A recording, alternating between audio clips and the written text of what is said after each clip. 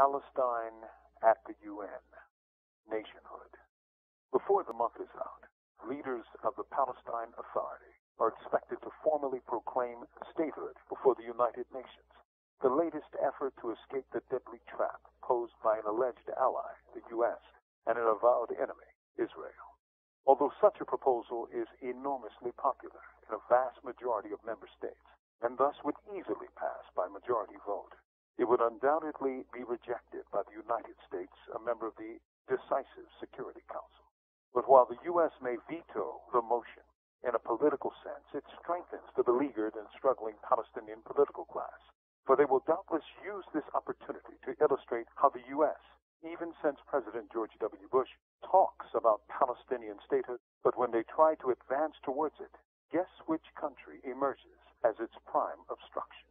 While such an event would not dash Palestinian dreams of nationhood, it may extinguish forever the illusion of U.S. neutrality.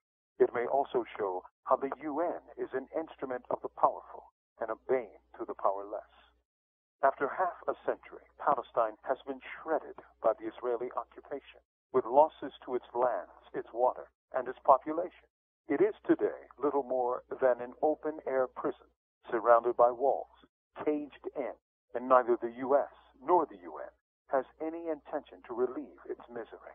Indeed, before there was a UN, when it was called the League of Nations, that body granted power to Britain, which held power over the lands as a so-called trusteeship. The British ceded large swaths of Palestinian territories to Jews fleeing racist terror in Europe. Notice, swaths of another's territory, none of its own. Their struggle for true nationhood, for independence, can only continue. From death row, this is Mumia Abu-Jamal. These commentaries are recorded by Noel Hanrahan of Prison Radio.